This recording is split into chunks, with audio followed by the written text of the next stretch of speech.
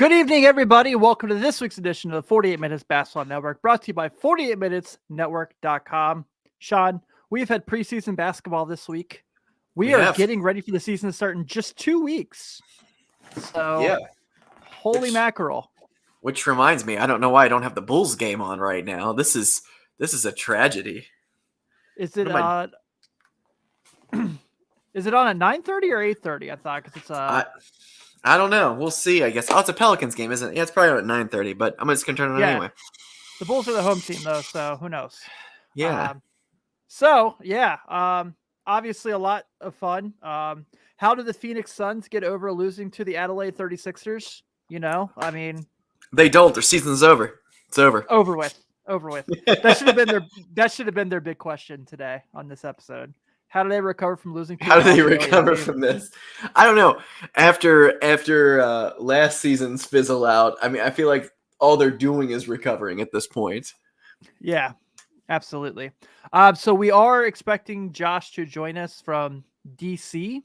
We're not 100% certain it's going to happen, so we thought we would kind of do this for a little while and kind of kill some time until he comes on. Do first want to let you know this week's episode is brought to you by the Sports Card Exchange. Give them a follow on Twitter, Facebook, and Instagram for the lowest card prices you can find right now while Sean's typing his password onto his television. You can't see it. This is my email address. This is my password. Come on. I was like, what are you doing over there? Giving away a free league pass, obviously. Dude, the one 2K gave you that took you 2 years to crack the code. Yeah, if you guys the basketball Rubik's Cube. Yeah, so I know we talked a couple weeks ago about the NBA 2K23 Championship Edition, which still Tim and me both kind of have a sour face about. For Tim, for just them not having his copy at GameStop. That was more of a GameStop issue, though. But also the way that they dropped the codes to get you an NBA League Pass subscription, and it is a one stream account. You cannot stream it on more than one device. So just keep that in mind if you haven't redeemed that yet. But you have to jump through a bunch of hoops to get that going. You got to change it from season to monthly, and you got to do all these crazy things to actually be able to redeem the code. So make sure you're reading the directions properly if you're going to redeem that code, because it's a little bit of a pain in the butt. But once you get it, I guess it's worth it. A free year of League Pass or a free game, one of the two. We got something free there. We don't know what. They don't do it. I know. Yeah. Well, hell, I think we've killed enough time. Let's go ahead and get started. Let's do it. I figure we would just get the super boring teams out of the way first and work our way down. So we're going to be doing the what the hell is this division? Oh my God, I just had it up. I'm losing. What the hell is this division? Yeah, what? I mean, I guess that's one way to describe it. But we are doing the Northwest Division. All right, of the Western Conference. So first is, what is Danny Ainges' game plan for the Jazz? Here's like the real general question I honestly had is like, because normally when teams rebrand, they their uniforms get better. Somehow the Jazz got even more boring with their jerseys. Just straight it looks like something someone made last minute, like, we got to get new jerseys. Hurry up, someone make these uniforms now. And this is what the Jazz came up with. So it's kind of interesting to see that this is like what it is. Like the logo is black and white, Sean. Black and white. Yeah. Well, this is classic Jazz. Being Jazz, or as Dan Aykroyd would like to say in Celtic Pride, Jazz. So Utah's never going to be a huge favorite among fans unless you're actually from Utah or were a big Karl Malone fan at one point. I hope you're not. Which, yeah, this is not going to be a place where we're going to sing praises for that man. But, yeah, I don't know, man. Usually, I remember when LeBron left Cleveland, they spiffed up the uniforms, tried to reinvent. They did a really good job. I felt like, as much as they could anyway, trying to rebrand the team. Utah really didn't have any direction over the last couple years, except, keep Rudy Gobert and Mitchell, and now they're both gone. I don't necessarily thought they had a huge game plan with either of those two either, but I don't know what this team's doing.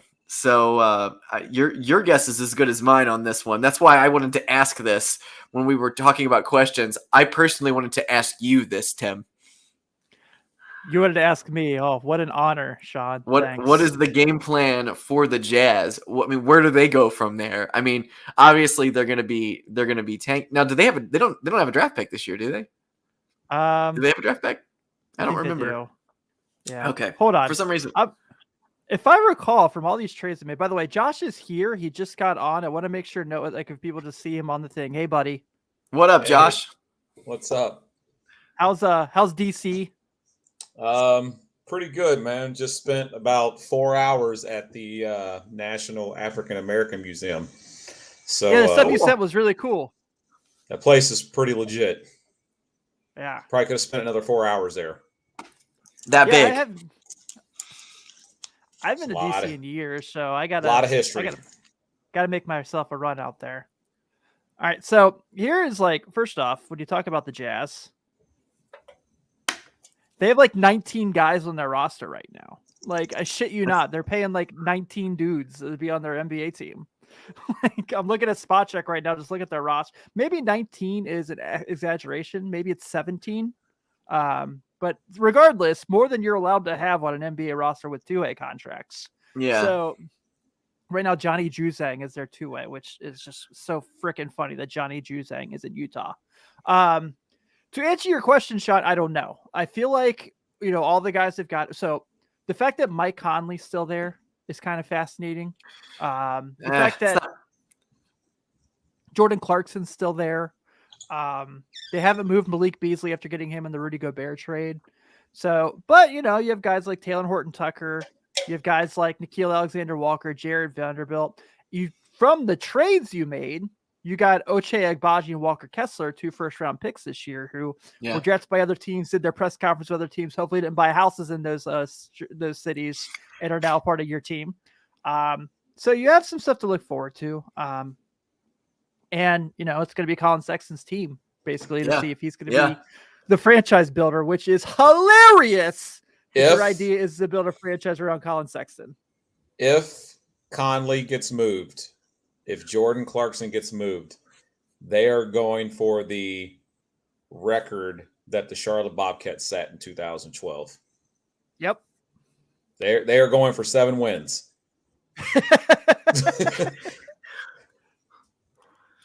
Yeah, I will not watch any Jazz games this year. I will tell you guys that much. Only when they're playing teams that I want to watch.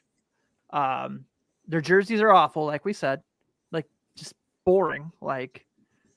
Looks like that they watched the Dark Knight and Dark Knight Rises, and we're like, let's get those jerseys.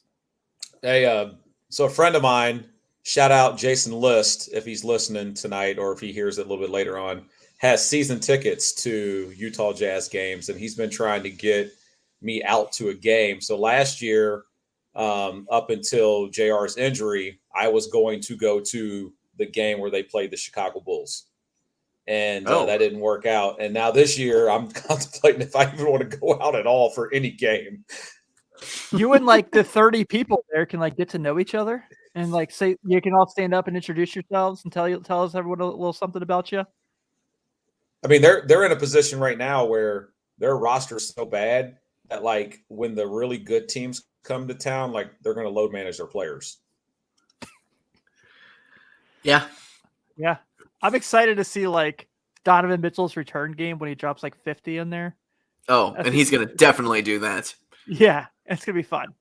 I think pretty early Cleveland and Minnesota play each other, actually. So you get to see Gobert versus Mitchell pretty early. Yeah, that'll be good. Yeah, that's fun. But that's enough Jazz talk. That was too long of Jazz talk, honestly. Let's get to a more fun team, and that's the Minnesota Timberwolves, who back in the day, Sean and I were just hampering and begging to be a good basketball team because we wanted to be on the bandwagon. We wanted to leave the Bulls, and they just couldn't do it except for 1.5 seasons. And then Jimmy Butler went crazy at practice. So This team acquires Rudy Gobert. They got Kyle Anderson in this offseason. I thought, maybe besides the Cavs, the best offseason in the NBA this year. Yeah. I thought everything they did was awesome. It is all about Kermit Wiltz. All about him. All about him. I think he ascends to superstar level this year. For those who don't know who we're talking about Anthony Edwards. Yeah. Man, we got in the top 25 on NBA rank, by the way. As he should. Yeah, I liked it. So he's good. You're looking at this team: Rudy Gobert, Karl Anthony Towns, D'Angelo Russell, in a free agent year, by the way. So he's going to get paid. Anthony Edwards, Kyle Anderson, Taurean Prince, Wendell Moore, Jaden McDaniels, Naz Reid, Austin Rivers, Bryn Forbes. I really like this team. They're I deep. think they're going to be awesome. Yeah. I think they're going to be so good. So, Sean, the question that you put in here was, does Rudy Gobert take the Wolves to the next level? I say abso-freaking-lutely. This team's going to be awesome. I think having Cat, man the 4 spot instead of the 5 and not have to do a lot of the dirty work, which he's not good at anyway, and he doesn't want to do. He's very Anthony Davis in that way. Get somebody else in there to let him, to do that dirty work, and that's what Rudy Gobert's like bread and butter is doing the dirty work. He is a fantastic defensive player. He is a fantastic rebounder. I think this is going to open up his game. It should theoretically open up his game more than anything this year. I think out of all the players whose games could be changed the most, I feel like Cat could be the most changed player. I mean, he could have, if they get on a nice run here, him and Anthony Edwards and D'Lo and like you said, Kyle Anderson and everything, like this team could make a serious run this year.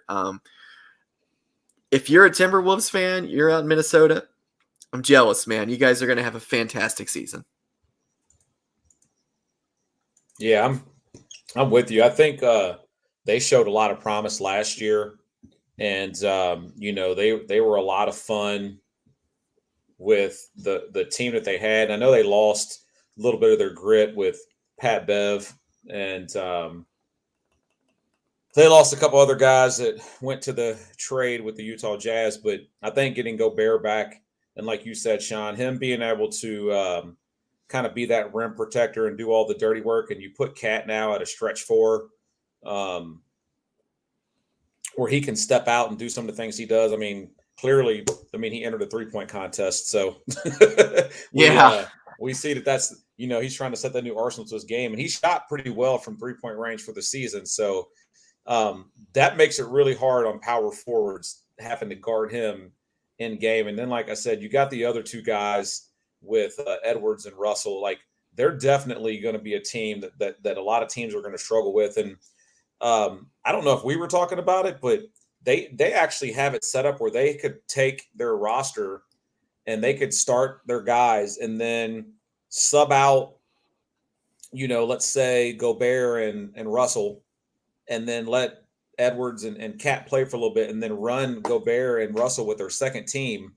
And they're just as good as some of these rosters that are out there with, their starting 5. So it's going to be hard. I'd like to see how they load manage those minutes, but I think there's some cool things they could do with that lineup that would definitely give some teams some fits. I'm looking real quick just to kind of get an idea of, so you mentioned Cat, and the dude is like minus 2020 when he played 35 of the 64 games possible, and 2021, which of course was a shortened season, when he played 50 of the 72 games possible, is durable as hell. Literally the first 3 years of his career did not miss a single game, played all 82 each year. And then last year, in his return year from kind of like fully healing up, played 74 of 82. And my point I'm making there is he's not going to have to worry too much about that now. He's not going to be there sitting in the paint, getting elbowed in the face and going through things like that. Rudy Gobert's there for that now. He becomes such a matchup problem as the 4, as like you said, Josh, the guy who can stretch the floor, go to the corner, make shots, focus strictly on rebounding. He doesn't have to come up and blitz the ball handler and on defense anymore. They can kind of really do a lot of really good things here. I think we all picked them on the over on our Western Conference over under. So for all the right reasons. So I cannot wait to watch this team. They're for sure a league pass team for me. Yeah, definitely. Go ahead, Josh. Okay. Oh, I was just going to say, I was just agreeing with you. Just that they are. Yeah, they're a lot of fun. Let's get to the Denver Nuggets. So the big question that Josh brought in was, how good will the Nuggets be now that their core is healthy? My question is, how many points per game will Nikola Jokic have to average to get MVP again? Because they don't like to give it to anyone 3 years in a row. Like 64? He's not going to win it again. No, he's not. He could have like a triple double of like 60, 20, and 20, and they'd be like, I don't think so. I don't think you deserved it this year. Yeah. So you're saying to me, 30-point triple double for the season, no MVP. Dude, they will not give it to someone 3 years in a row. Nuggets top 3 in the West. Has anyone done it ever? Larry Bird. I think Jordan. Larry Bird got it three years in a row. I don't think Jordan ever got it 3 years in a row. Okay. Did LeBron not get it 3 years in a row? Not because of Derrick Rose. That's right. Yeah, that's right. Yeah. He wanted somebody. He wanted somebody. That was it. That was one of the main reasons they were like, well, we got to give it to somebody else. Yeah. Not to dissuade people from he had an MVP season. So just shut up, everybody. Happy birthday, D Rose. Yeah. So Josh, this team is not only getting the MVP back again, thank God, because he's such a joy to watch play basketball. They are also getting back Jamal Murray through. We saw getting some little moves in some preseason games last night. Michael Porter Jr. comes back. That's a huge get for them. This team has Aaron Gordon. They brought in Kentavious Caldwell-Pope. They got Bruce Brown, the trade with the Brooklyn Nets. Of course, Jeff Green is on his 95th team. So, let's not forget about Bones, man. I was gonna say Sean's favorite player in the league, Bones Highland. Bones, man. This team is really deep, and I think you're really talking, but don't forget about Jokic's backup, DeAndre Jordan. DeAndre Jordan. Thank you, Sean. Is Cousins on this team too right now? He is not. He is not. Okay. I'm looking at some old information. So they have DeAndre Jordan. That's not a terrible. I mean he's washed, but that's a good veteran person to have behind you. So he'll be the third center. Yeah, this team's deep, man. This team is so deep, and I really hope that. I know everybody's really excited about Jamal Murray coming back, and I am too because he's been gone for so long. But I'm really excited to see Michael Porter Jr. back out there again, man. He is he's such a curious talent because when he's on, he's really, really on. He's just so fun to watch. So obviously, I don't think people realize Jamal Murray's almost missed a year and a half. What was that? The thing I saw 500 or 395 days or 595 days that he's missed. A lot. Yeah. So you're going into a year and a half to 2 year range where he's probably coming back fully healthy. We would hope. I don't think there's going to be a lot of rust. I think he's going to be able to come right in and be right. I don't know if he'll be right where he's at, but he'll be able to come right in and be a guy that can help out. And like you said, Michael Porter Jr. was putting up 20 spots nightly before he went out again hurt. And then you bring in Bruce Brown and Pope, who gives them a little defensive prowess. And then Bones Highland was kind of like their energy guy that came in with the second team and kind of was starting for a little bit, but kind of gave them a lot of energy. And this team now is 9 to 10 guys deep and probably as talented as any of those teams that are sitting up top on the West in their starting five, at least. And low key, really, really good player on this team that's not really getting discussed a lot. Just did get a little bit of a contract extension. You talked about, DeAndre Jordan being the third center.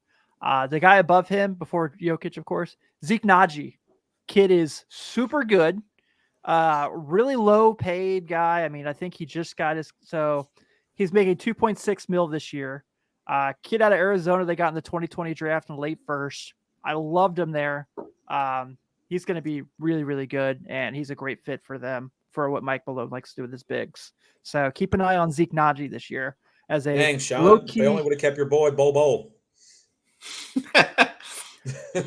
They got rid of Bol to get Bones because they knew Sean Right? would keep paying attention. That's what it was. Yeah. Well, let's not spend too much time on this team either. The Oklahoma City Thunder. So this is a good question Josh asked in the group meeting, saying, is Shai Gilgeous-Alexander the centerpiece of the Thunder or is he a rebuilding tool for OKC? And if you remember last week, we talked about the Knicks in the Eastern Conference one, and I said, whatever package they offered Donovan Mitchell, they should just go ahead and offer that to Oklahoma City for Shai. Yeah. And I don't think they will. If you listen to Shai talk, he kind of talks like we won't be bad for long. And he did just, his extension starts this year with Oklahoma City, but and like you see like their coach is like, well, we need someone to be disgruntled in the media. So we're going to talk about Shai. And truthfully, I don't think Shai's the kind of guy to go demand a trade. He doesn't kind of seem like that dude, but maybe he should. So there's a trade rumor going around. I'm not sure if this was popped up on anybody's radar yet, but sending Shai Gilgeous-Alexander to the Phoenix Suns for Shamet Payne, Dario Saric, and 2 future first-round draft picks.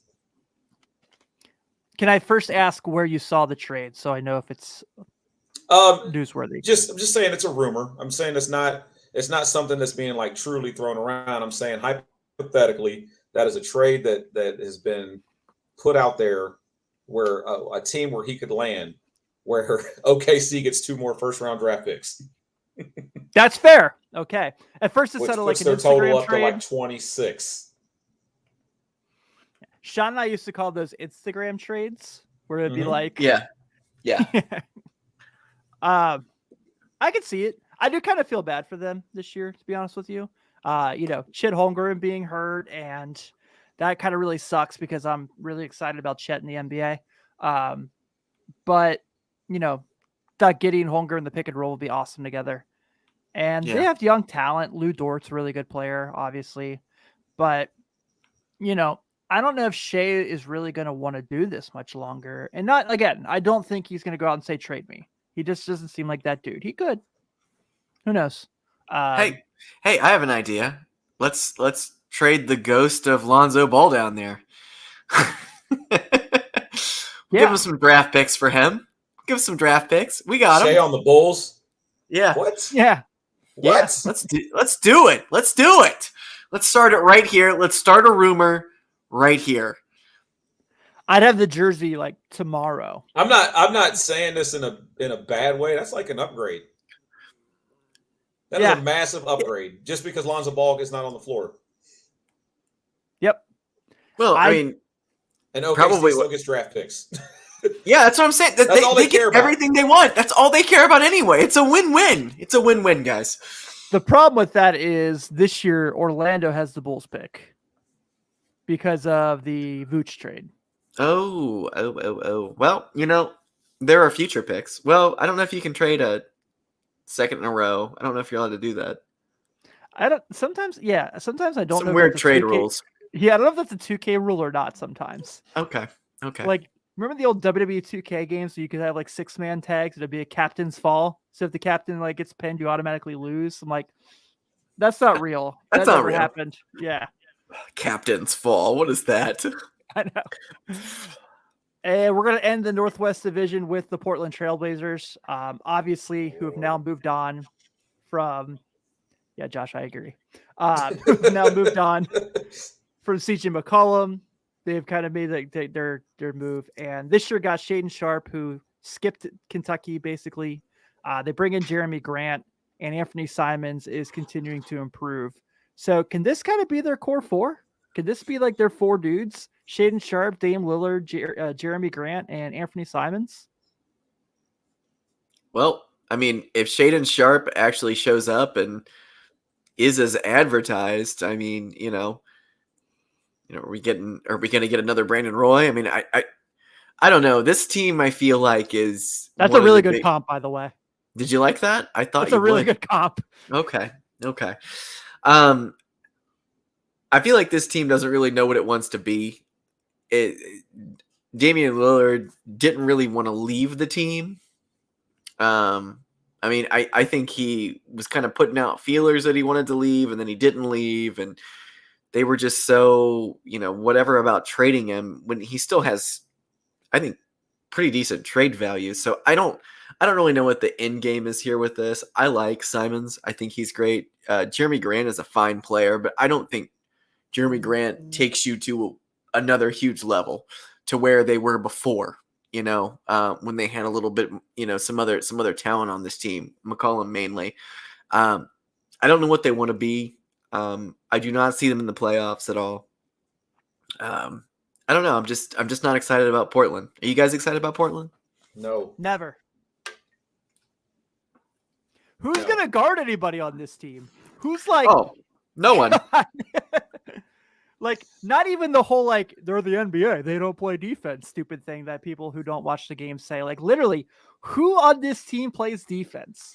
Nurkic? No. Those two. Josh Hart will be their best defender. I forgot he was even there, man. Yeah. He probably did too. The only reason I remember was in my 2K franchise I played against the Blazers today.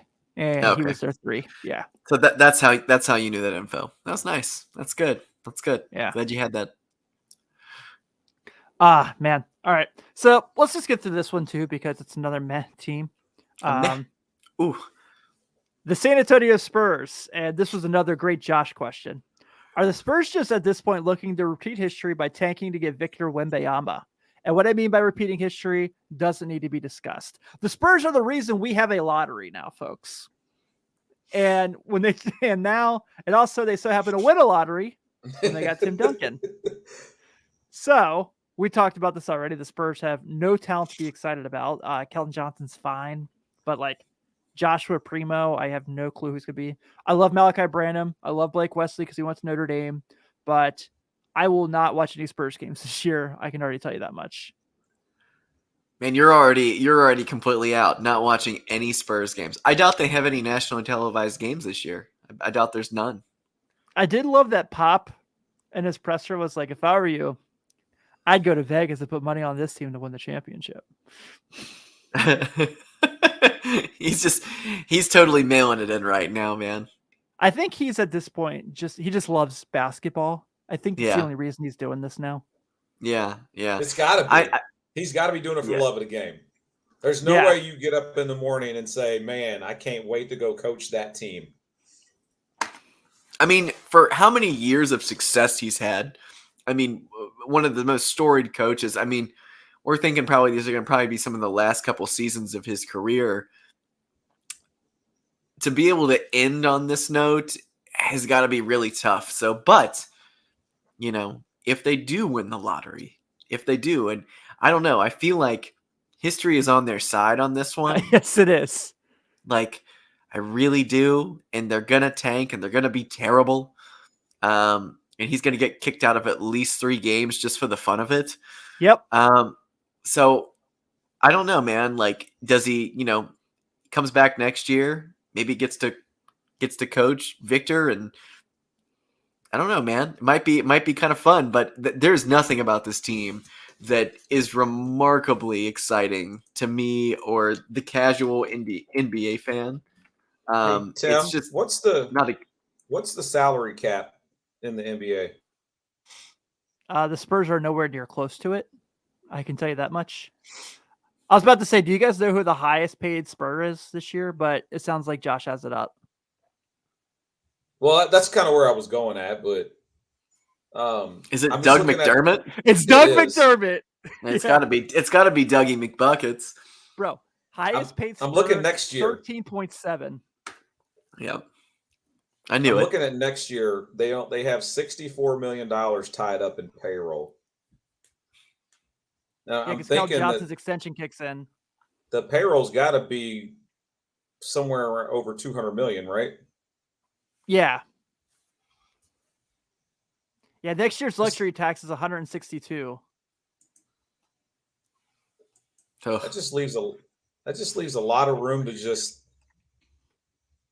I mean, they have Buddy, so much room. Like, they're projected next year to have 83 million off the books. so what you're saying, Tim, is this should be the team that you go on 2K with and you dump all your salaries to for second round picks just to get rid of them because they've got the space. Yep, that's the Okay. one.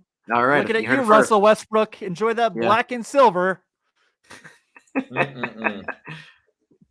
I'm kidding. Boy, the black and silver. I do love that Jeremy Sohan is full-fledged leaning into being Dennis Rodman. He's wearing number 10. He has silver Okay. hair. And he wears short shorts like the bad boy era.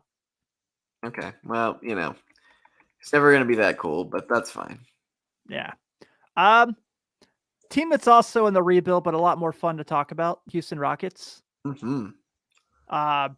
Jalen Green, second half, post All-Star break last year, was so fun to watch, dude. Just so awesome. Big fan. Really excited about his future. This is about this year's, who we all thought would be the number one pick, Jabari Smith Jr. Looked really good last night. Had some really impressive moments. Will Jabari Smith Jr. be a top 3 Rookie of the Year finalist? I say yes. I think it'll be Paolo, Jabari, and Jaden Ivey. More, I think they're going to put up good stats, those 3, don't get me wrong. But they're also probably going to be the guys that have their hands on the ball the most on their respective teams. But Jabari has the potential to be just like the total package. He's really, really good. And all three of them had some pretty shining moments in summer league too. Yeah, you're right. I've not got to watch a lot of the preseason games yet to kind of see how they've done, but I don't think you could go wrong with those 3. And I honestly don't think you could go wrong because I mean, up until the injury, we probably had Chet up in that conversation as well too. But I don't think you can go wrong with any of those 3. If one of them wins Rookie of the Year, I don't think that any of us can be like, "Oh, I didn't see that coming." I agree with that. I agree. I think there'll be a lot of fun, man. I really do. With Green, Smith, Tari Eason being there, who I got to cover for a year at Cincinnati before he went to LSU for his last year of his college career. They got in the middle of the first, which I kind of was really interested in the Bulls getting him if they didn't get Malachi Branham. But I think Dalen Terry will be fine. Tari Eason is a freak. He is really just crazy athletic, really good rebounder, plays above the rim, and probably going to get a lot of minutes. And then, of course, everyone's favorite player on social media, Alperen Şengün, is on this team. Yeah. And I love me some Alperen Şengün. Yeah, he's just 20 too, man. I mean, he is a young guy. So he's got a lot. This could be a very, very fun team right now. So I'm looking forward to all of these. The fact that Jabari Smith ended up falling to the Rockets, that was a huge win. I mean, they didn't have to make the decision. I was gonna say, what a consolation prize! What a consolation prize! I think that I don't know. I think him and Green are going to be really, really fun to watch. This has. And every once in a blue moon, you have this. You get like this collection of talent that's just really fun. Like this has the potential to be like Zoe, Larry Johnson fun.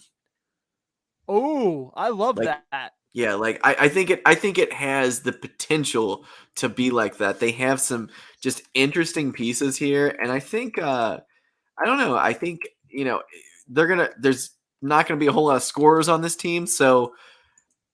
The guys that are going to be on here that are going to be the guys scoring the ball they're going to have some really padded stats this year. So it's going to be really fun to watch. Yeah, this is a team that I would like to see try to move Eric Gordon. I think they will. And like just let the young guys have at it.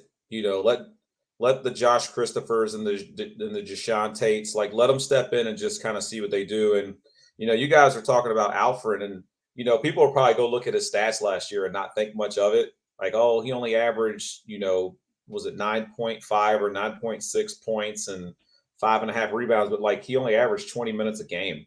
Like you put that up to a per 36, and that's a whole different ball game. He's double, and he can pass the ball well for being a big man. So Yeah. I definitely could see this team on any given night sneaking up on a Golden State Warriors or sneaking up on a team that's like a title contender and being like, hey, these young boys just took it to you all tonight. My dream is they trade Eric Gordon, like you said, Josh. And they go Ty Washington at point, Jalen Green's at 2 as your just perfect cutter. Then you have Jayshawn Tate as your 3, Jabari Smith as your 4, and then Alperen Şengün as your 5, with Tari Eason coming off the bench as your 6th man. And I'm watching that team every night. They're going to lose a lot, but they're going to be entertaining as hell. You said they're going to lose having fun, huh? Yeah. Yeah. They're going to grow. You already heard was it Jalen Green said they don't need to run offense, man? That's true. That's true. They probably will be faster than most teams they play, but it won't really do them any good in the win column. No. Yeah, they're fun, man. I'm excited for the Rockets. Fast don't win it. Yeah. Yeah. Just tell that to the Miami Dolphins. Too soon, man. All right. Let's talk about the Dallas Mavericks, who were just in the Western Conference Finals. Obviously, Jalen Brunson moves on to the Knicks. Something we all saw coming, but somehow wasn't tampering. God, yeah. I mean, I feel like we were all fortune tellers this offseason with that one. That was literally the worst kept secret since Melo going to the Knicks. That was Lonzo to the Bulls bad as far as secret. That was another one that was, yeah. That one was really bad. Yeah. So Spencer Dinwiddie steps up into this role. This is a team that had another team that I probably said this more than I should as far as teams, because someone had to have a bad offseason in the West. But look, I liked what they did. They bring in JaVale McGee to be the backup center. They get Christian Wood on this team, who from Houston. Dinwiddie steps in. Still got Davis Bertans, who is whatever. But Dorian Finney-Smith is really good. Maxi Kleber. They have Josh Green. Theo Pinson's on this team. What the hell? And I would not be shocked if Jaden Hardy is a contributor to this team. I was really, I really, really liked him a lot. Thought he had a really rough year at G League Ignite to the point he dropped to the second round. But I think he can end up being a kind of a contributor for this team. So the question is, can Spencer Dinwiddie replace Jalen Brunson's production in Dallas? No, but that doesn't mean he won't be good. I like how it was just no, there's no way he can do that. Yeah, I'm a little bit concerned about this team. Because I mean, obviously you have a top 5 NBA player in Luka here. What are we doing in Dallas right now? We let our second biggest scorer leave. He's gone. You have one of the best players in the NBA. What is the game plan for this team besides really try to overachieve this year? This is not a team that's going to win the NBA title this year. They're not. What? Really? Yeah, they're not going to do that. So, there are teams like this that just squander talent, and I just feel like they did not do enough this offseason to get better. And the West automatically got better just by people coming back from injuries over in Denver right now, or the Timberwolves, getting Rudy Gobert. There's just the team we're going to talk about next getting guys back from injury. How far did Dallas make it last year in the playoffs? Western Conference Finals. They did. You know why they made it that far? Jalen Brunson had 40 in a game against the Suns. Well, they made it that far because they got one man on their roster, and apparently, as we've seen over the last 2 years in the playoffs, is that he can wreck an entire basketball game by himself. Yeah, but why not 66 win team? But why not? Why not put a team around him to help him out? Because he's not going to be able to do that his whole career. I mean, I don't know. I just feel like they're not putting enough around him. He's on the LeBron. Are you saying he's on the he's LeBron gonna? Jordan I was gonna plan. say He's on the LeBron and Jordan plan. Yeah. Are, Okay. are you saying he's going to be taking his talents to South Beach at some point? No, I'm saying that just Well, that'd be fun. just like how Jordan and LeBron was in the beginning of their careers, like they didn't have a lot of help, right? He did not. Yeah. Yeah. They started building a team around him.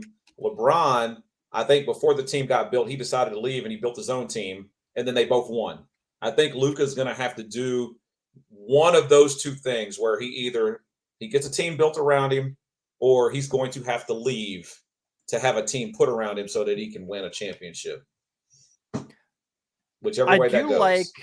I like the offense with Jason Kidd running the PNR where, Christian Wood sits to pick for Luka, and you've got Dinwiddie on the corner, and you got DFS on the wing. I think that's pretty decent. I mean, they're going to be a playoff team for sure. But, what is it after the playoffs? Like, what clicks for them? And so it's going to be interesting. Well, is this a Carmelo Anthony suitor to come off the bench? Can they get Hardaway Jr. back, at some point this year? Yeah. I just had the Carmelo Anthony thought pop in my head. Kind of like it. Kind of like him just standing in the corner for Dallas in the playoffs hitting threes. I feel like Jason Kidd's going to suit up and try to play for Dallas one more time. Jamal Mashburn's going to come back. Oh, that'd be fun. Whole crew back. Get Jimmy Jackson. Tony Braxton will not be allowed at the American Airlines Arena. Let's just go ahead and get that out of the way. Yeah. Does anyone even remember that joke? Vaguely. Okay. Just making sure. Let's talk about New Orleans, talking about teams who had their ceiling raised just by getting guys back. How about getting Zion Williamson back? That's huge. Better than free agent signings, right? And he looks amazing. He lost all that weight. He looks like he's in good. He looks like he actually worked out this summer. Like last, all I could think of when I saw him was the Incredible Hulk. Dude, yeah, he's gonna take the title off Roman Reigns. He's huge. Yeah, he's never looked that good ever. And I saw people questioning like the amount of weight that he lost. Like, is he going to be able to handle? The constant beating that he's going to take day in, day out. I was like, he's still big. Like he's still, he's still probably pushing 270. Like it's not like he went down to like this 220 where he's like thin as a rail. Like I don't think these guys are really looking at him and looking at his physique and like looking how jacked he is right now. My dude got a chef, and now it's over for everybody. Yeah. Yeah. It's wild, man. So obviously this team made a big splash at the deadline last year, getting McCollum, who, really played a lot of point guard for them. But my biggest question for them is, Zion certainly raises their ceiling. I mean, this is a team that was 10 games under 500 last year and still won the play-in. So, give them props for making the playoffs. And obviously having him back, means they get to kind of do this a little more. But dude, like CJ McCollum, Brandon Ingram, and Zion Williamson. That's a freaking lot of fun. You can run your point Zion again if you want to. I don't really know what to expect from Devontae Graham. I hope he's healthy because they're going to need him. But hopefully Kira Lewis Jr. gets back soon. But Dyson Daniels is another kid I freaking love out of Australia that they got in the draft this year in the top 10 with a Lakers pick. But Herb Jones was a guy who kind of came on the scene last year. Love me some Herb. You guys know I got to mention my guy Najee Marshall coming off the bench for them. And of course, everyone's favorite, Jose Alvarado. So I think they'll be right back to where they were defensively and better offensively. So I can't wait to see what this team does. So their starting five, if they run their starting five the way I think it's going to happen, they're going to have to put Zion at the point because I feel like he has more of an understanding of how to run an offense than, let's say, a CJ McCollum or I mean, CJ wants to shoot. Brandon Ingram wants to ISO and get in the post, and he wants to post guys up and he wants to shoot. I don't really know how much offense you're going to get Herbert Jones. You know what you're going to get from Jonas. So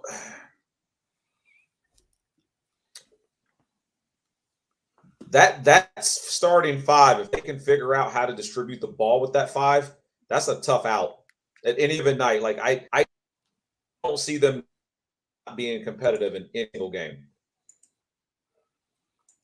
I'm excited for New Orleans. Same. That's tough. And maybe they'll make a move or two in season. Maybe they'll say, "Hey, we need to get up or like somebody that can come in." Or they have Larry Nance Jr., right? He just signed an extension too.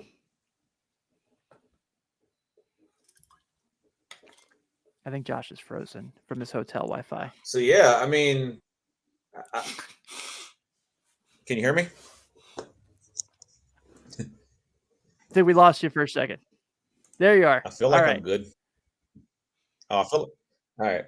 Yeah, I feel like Jose Alvarado is going to get punched in the face at some point. Could see it. With as pesky as he is on defense, but this team has built themselves to not be in the play-in. Put it that way. I agree with that. Yeah, I totally agree with that. I'm very excited. And the last team in this division, I accidentally had it up when we were switching, but we'll just go for it. Does John Morant make an MVP run this year in Memphis? Josh, No. you're shaking your head no. Because he can't stay healthy. He's another one that can't stay healthy. I think he plays so hard and reckless that his body can't handle it. And I think at some point he's going to have an injury that puts him out enough games that he either doesn't qualify or it's going to hurt his stats. I will say, I very much love that he learned to land on 2 feet when he comes down from the rim. That was very reassuring. But yeah, I agree. I'm very nervous about the way he takes damage. It's very Derrick Rose-esque. It's very Penny Hardaway-esque. Very. With how he attacks the paint, which is beautiful to watch. But, at some point, Taylor Jenkins is going to have to tell him to calm down. Will he listen? Yeah. Probably not. But, yeah, I think it's just kind of like a tough thing for him to just not put his head down and get to the rim. And especially this team's without Jaren Jackson Jr. for a little while to start the year, but they do have guys around him. I think he'll play great. I think he'll be awesome. But how many games does he play? And so I agree with Josh there. I think that's what's going to take him out of the MVP candidacy. So he went 27-7 and 27-6-7 last year was basically his averages. That's very Allen Iverson-esque. That's LeBron James-esque. That is LeBron James-esque. I'm just thinking of a little guy that that people ought to compare him to. Like, we did that first. 57 games is what he played out of 82. So he's going to have to play 65-ish, plus games to be able to qualify. And can he make a jump from those numbers, or is that where he is consistently going to be at every year? 27, 6 and 7, which are solid numbers, but is that going to get him an MVP? Yeah, I don't know. I already picked my MVP, so he was not it. But I will be very happy if he does win it. I will say that. He's the most fun player to watch in the league. Probably, him and Steph Curry are probably the 2 most fun guys for me to watch on a night-to-night basis. I have not picked my MVP, but I know we're going to talk about those in a different episode, so I'll just keep mine to myself until then. Thank you, Josh. I appreciate you. All right, so we're at to our last division.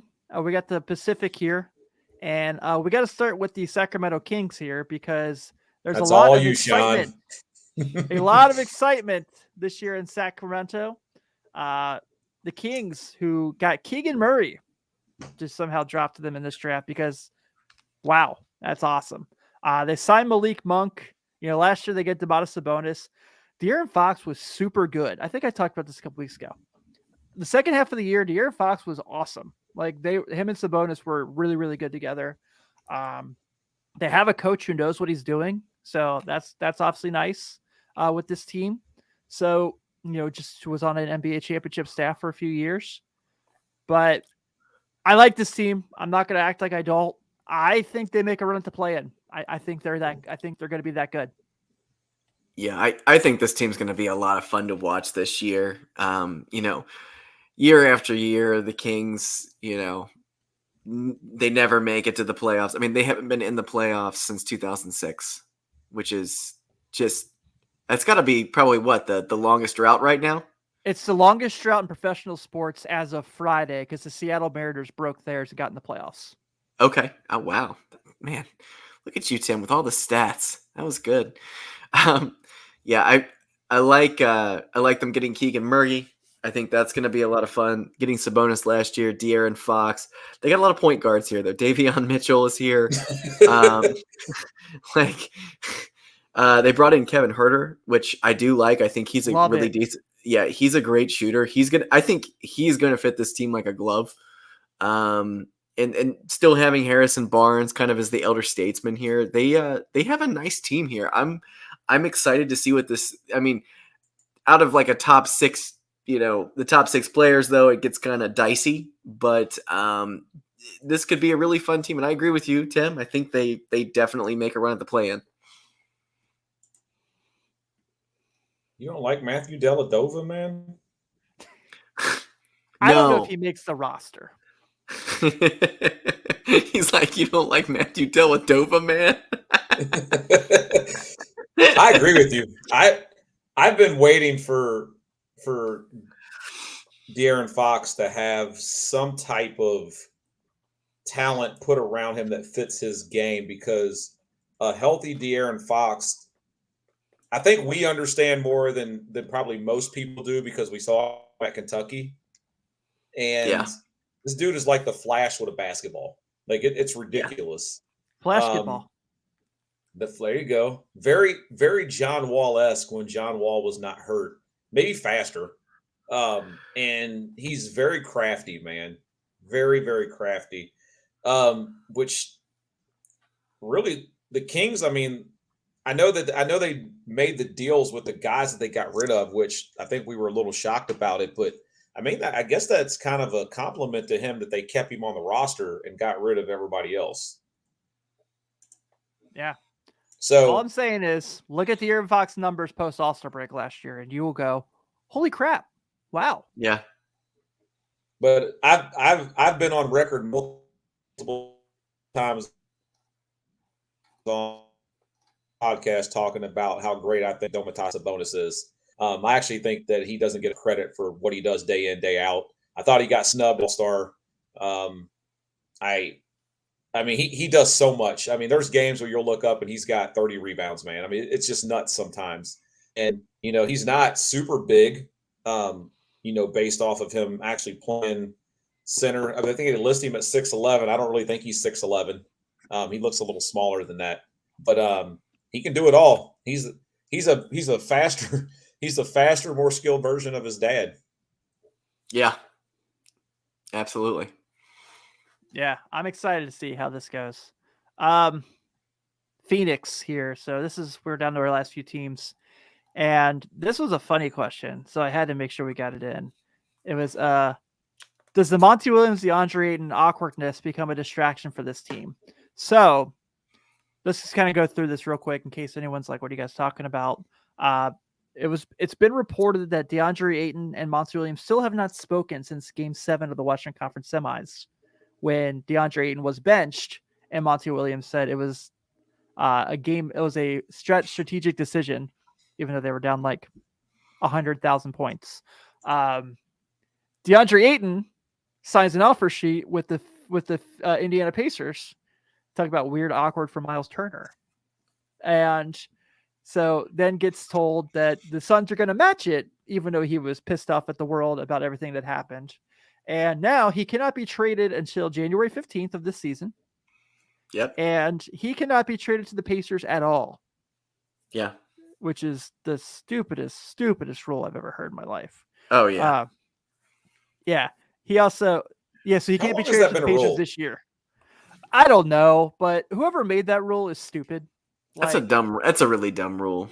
Yeah. They shouldn't penalize the team that threw the offer at him. Like, it's just dumb.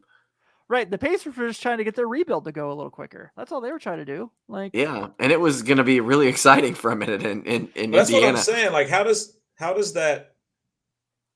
How do you penalize a team that put an offer out to a guy who technically is a free agent, but I get the restricted piece where you can, you get to match the deal. So you're going to say, so is every team not going to be like, I don't want to risk putting a deal out there because if someone else does it and you don't match, or you do match, then all of a sudden, like in the season, I can't trade for you. Like I'm just stuck at this point.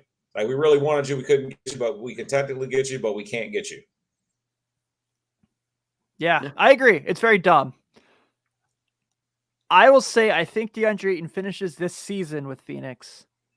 I don't think he finishes that contract with Phoenix. Oh, absolutely not. Yeah.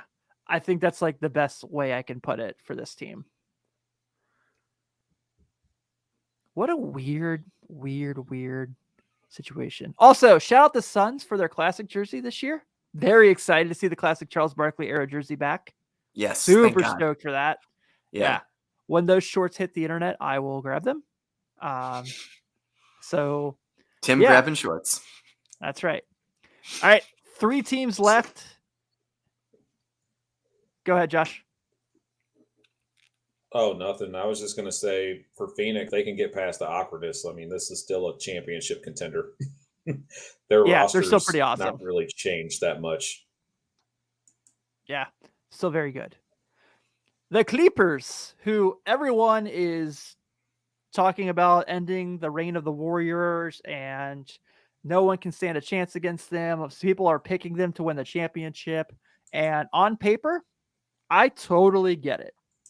I think we're overlooking the fact that this is the Clippers, but I totally get it. The Bengals made the Super Bowl last year, right? Anything's possible in the universe. So they get Kawhi Leonard and Paul George collectively could not even play an entire season. I don't think so. 40 games each for Paul George and Kawhi Leonard. I mean, and John Wall, like we're talking about here. So yeah. This is the thing is a lot of people seem to be like, John Wall really opens the door for this team. John Wall is like this. And I'm like, did we forget that John Wall sucked that year he played for the Rockets? Like he wasn't good. And I know it's the Rockets and they had a lot of drama with James Harden and it was the COVID, like the first year back from COVID and all this stuff that we can throw, but he wasn't good. And I know people were like, well, he was like 20-7. Yeah, but he was shooting 40% from the floor. He was shooting 30%, like I think worse than 30% from 3. He was bad. So this whole thing hypothetically, now is, hypothetically, this team is healthy. Hypothetically, Kawhi Leonard and Paul George play 70 games each, and John Wall makes it through the season. Yeah, this team will be the number 1 seed. I would say this team will be the number 1 seed in the West. But what John Wall? That's my point. They won't because of how they're going to load manage, because we see it happen every single year. They're going to sit Kawhi. They're going to sit Paul George. But come playoff time, if this team is healthy, they are giving Golden State every bit of a run for their money. What about John Wall makes you feel confident that they're going to be competitive? I'm talking even without John Wall. Without John Wall, this team gives Golden State a run for their money. Okay, that's fair. I think their role players are tremendous. Man, Amir Coffey, all those guys do what you want from a team. I mean, they were making runs. They were making runs without Kawhi Leonard and without Paul George. And they were competitive in the playoffs. They have Ty Lue, who, if people don't watch, this guy is an absolutely beast as a coach. Yeah, he pushes the right game buttons. Adjustment. Yeah. In game adjustments, he's tremendous. But Norman Powell's awesome. It all comes down to health. I think Robert Covington actually is comfortable with a team for once, since he wasn't traded for the 17th time in 6 years. So good for him. I hope he actually got a nice house in LA he can stay in. I this team I think they need another center. This team is legit 11 to 12 deep. I think they need another center. Who's their center? Zubac. In the Ooh. playoff, he's going to be picked apart. So they got to get someone to take those minutes. Man, imagine if they had JaVale McGee. Imagine. Right? Just a guy that they could just throw in there. I don't know. I don't like the health of this team at all. So I don't trust any of it. I mean, I agree with you, Josh. Like if they're healthy, this is a heck of a team, but I'm not super convinced on their depth. I'm not super convinced on any of the health of those three guys. They're all getting up there, and I don't know. Can we also just make mention this is the Clippers? I agree with that. What were you gonna say, Tim? This is the Clippers. Let's just remember. It's the Clippers. Nothing good happens to the Clippers. Every time you see on paper that you're like, oh man, Lob City, they're going to be awesome. They're not. Oh man, 2020, that's the team that's going to make a run at. They're going to win the championship. Injuries. They didn't. Injuries. Yeah. 2020, they were healthy. Isn't 2020 when Kawhi tore his knee? No, 2021. That would have been last year. He didn't play last year. Last year was 2022. But he did it in the playoffs. He did it in one of the playoff games. And they after he did in that 2021 playoffs. It was 2021 playoffs. Yeah, that's correct. Yeah. But yeah, if those two are healthy, they're awesome. But I don't know how they beat Golden State if they're, one man down. And I still have no idea what we're going to get from John Wall. No clue. All right, let's move on to the next team so that we can move on to the last team. We'll be talking about them plenty. I think just for me, because everyone's like, who's going to get traded? Who's going to be, will this guy get traded? Will they finally make the move? What's this going to look like? Who's like this is not. I just think it's like at the end of the day for the Lakers, it's who the hell come the trade deadline is going to be? What's the roster look like? I think they have to look at this like roster ideally and be like, we don't win with this. We talked about it a couple weeks ago. This is probably the ceiling is probably if LeBron and AD are just incredible, the 6th seed, and probably realistically, they're probably a play-in team. It came out this week that the deal almost happened where Westbrook went to the Pacers with the 2 picks for Hield and Turner, which Hield next to Anthony Davis makes so much sense. Much sense. That team would be absolutely scary with Miles Turner and Buddy Hield on it. Wouldn't it? Oh my God, that'd be so fun. Yeah, Kendrick Nunn looks like really good in Lakers training camp. Shockingly good for missing a year. But also a guy, going back to what I said about John Wall, it's only fair that I say, like, we don't know what we're getting from him either. I like some of the signings they made. I like Juan Toscano Anderson. I like what they did at the center position with Thomas Bryant and Damian Jones. But I have no idea what this roster looks like come, February. So, yeah. That's a big decider. Like, do they make? I don't know if they have the ignition to make the firepower to make a blockbuster trade with Westbrook because no one wants them. $47 million, even on expiring. It's got to be like something like if Chicago's like out of the running and Lonzo Ball can't come back. Like, you know what I mean? It's got to be something like that. So, what if he ends up becoming a coincidental piece that goes back to OKC? Sign me up. For OKC to get draft picks. At this point, anything's possible for Oklahoma City to get draft picks. Yeah, why not? And I mean, that's the saying, but yeah, I think for me, it just kind of depends on what do they look like in, a few months. I can't see situations like where Max Christie's getting minutes. Not really stoked about him by any means, but if the Lakers trade him in the second round to grab him. For me, the Lakers have to fix it from the top, and they have to find out who's actually running the team.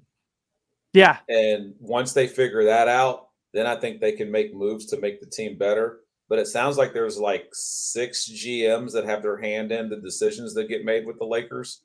Yeah.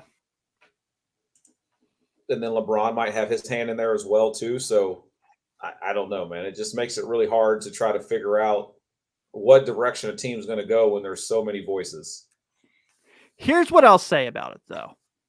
It's the Lakers, so their fans will absolutely hate that I'm going to say this. 23-24 season, after LeBron and AD, they got a lot of money. So if they can just sit tight, you're going into there with $35 million free. You already knew Kyrie Irving wanted to go there. I mentioned earlier, D'Angelo Russell's a free agent this coming off season. It might be a wait and see year. It might just be we figure it out next season. We just kind of play through this year kind of thing. They signed LeBron to an extension, so he's committed to be there for another couple of years. That might be what it ends up being. This is definitely a wait and see year with the Lakers. Definitely a wait and see. Big wait and see is, can Anthony Davis just stay healthy? I think that's going to be the biggest telltale sign of this team. But I don't know, man. I feel like can we make an all NBA what if they could stay healthy team? Oh, dude, yeah, that's an episode. Yeah. Anthony Davis is at my very top. Went on with that, but I will say this. I really kind of feel like Kyrie is going to somehow end up on the Lakers by the end of the year. I can feel it in my bones. I don't know what it is. It just seems like anytime LeBron really wants something, he usually ends up getting it. And yeah. The NBA is the ultimate where there's smoke, there's fire league, and there was so much smoke this offseason. Yeah, but unfortunately, I feel like the Nets have so much pull in that deal that the Lakers are going to have to figure out a way to give up so much to get Kyrie. Don't worry, something's going to fall apart in Brooklyn. Someone's going to lose their mind at some point. Edmund Sumner and TJ Warren will end up starting games for the Nets this year because someone's going to be pissed off. It is what it is. That is true. Shout out Edmund Sumner. Super stoked you're back in the league, my man. All right. Finally, like Josh said, we're to our last team, the defending NBA champions, the Golden State Warriors. And this is a team at a total crossroads. We know they're going to be good. We know how awesome they're going to be. But they got a lot of young dudes who they're bringing up through the system.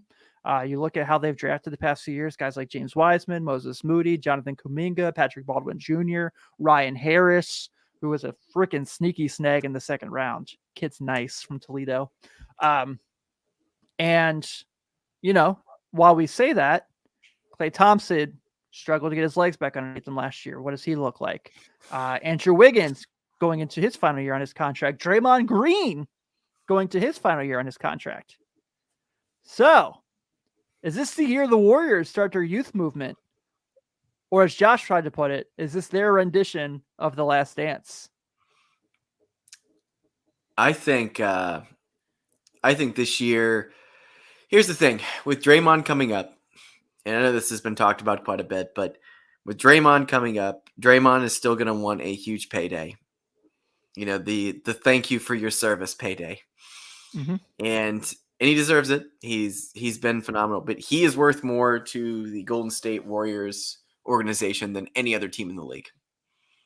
He's not worth what he is worth on that team to anyone else. So they're going to be at a crossroads with that. Wiggins was phenomenal last year in the playoffs. He was so good. He was so good, and he fit this team like a glove. He was so great. Jordan Poole had a phenomenal year. If Klay does end up, because they're going to have to make some tough ass decisions in the next year with this team. Some really tough decisions. So you are going to see some times this year where you're going to be seeing some young guys get burned. See what they got. Obviously this could be a last dance scenario for this team, and I feel like a happy last dance, like a very, very happy last dance. If they stay healthy. I think Klay he didn't really look like himself after he came back last year, but with the summer being off and everything, 2 years of not playing. Yeah. 2 years not playing. You got to shake off some rust, and he wasn't the same player, but let's see what happens this year. He might come out and, if he can be 3/4 of what he was originally, that's cool. They can deal with that because you have Poole now. You have other options. You have Andrew Wiggins right now, and God, some of these young guys, you want to see him get out there on the floor. You want to see Kuminga out there. You want to see Moody, and we really, really want to see James Wiseman be the player that he's supposed to be because they've spent some really high draft picks on these guys. So it's a crossroads season, man. So I think first and foremost, who doesn't get enough credit in all this is Steve Kerr. Yep. I'll give Steve all the credit. There's a lot of people out there that thinks that Mark Jackson built this team and that Steve Kerr just stepped in and they won a championship.